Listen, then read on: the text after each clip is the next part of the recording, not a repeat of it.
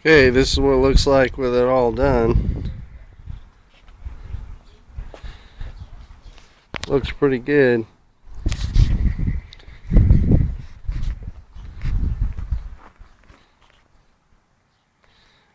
Definitely makes the Jeep look a lot tougher. Makes it look like a rock crawler.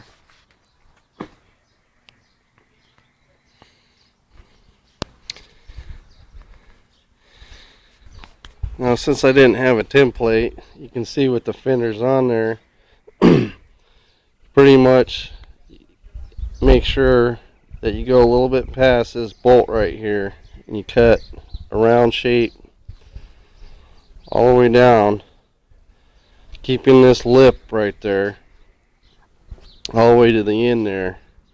There's only about a 1/4 inch right here that actually slides into the new fender.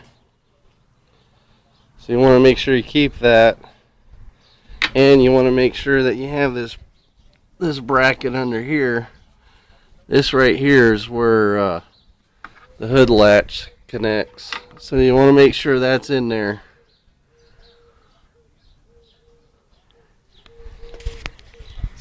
Comes with new hardware. It's got nice little stainless steel button heads on there. Makes it look really nice, really finished. Best thing to use, I think, is a 4-inch grinder with a cutoff disc. I mean, I had these fenders cut up in probably about 10 minutes with that. I mean, it's just a real fast, clean. Definitely, you still need a Sawzall to do your finish cuts. There's some areas that you can't get a grinder into, but they worked out real good. I do recommend jacking up the front end and taking the tires off. It'll give you a lot more room. I didn't do that. Probably took me a little bit longer to do it with the tires on it, but you learn. I put the LEDs on. They look really cool.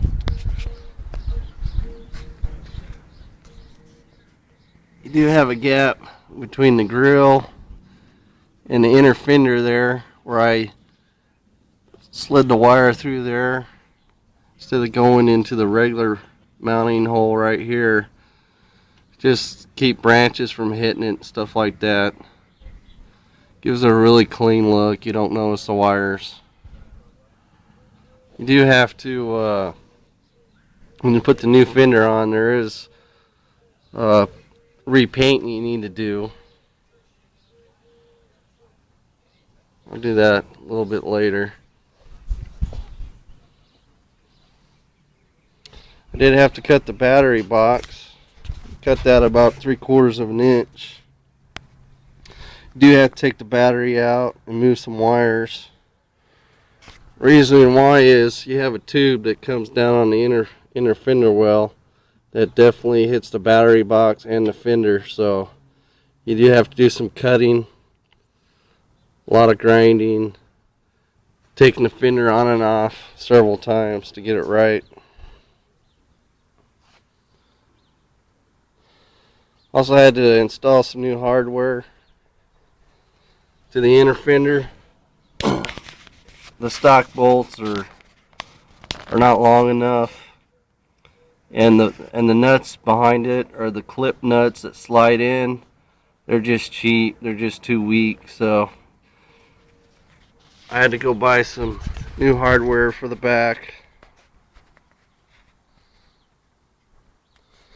I do recommend where you attach the fender to the firewall. That's probably the hardest bolts to get in there, because once you put the inner fender, you lose a lot of clearance to get your hand in there. So I do recommend an air wrench. Make it a lot faster. I didn't have that, so I had hand tools. A lot of knuckles and fingers and forearms were cramping by the time I got done. That took the longest part of it, was getting those bolts in there.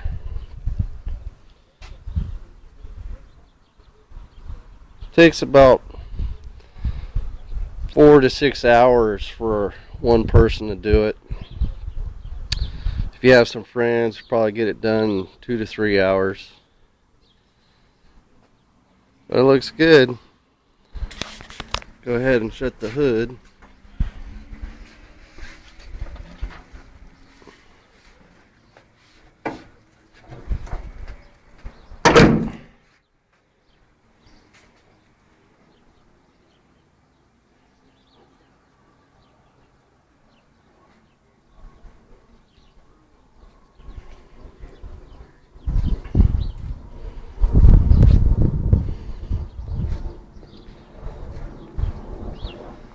I think it looks kick-ass.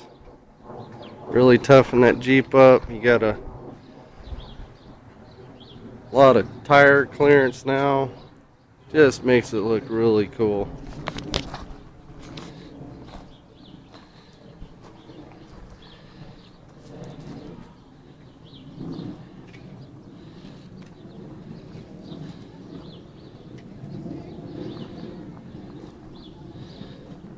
All right, job's done.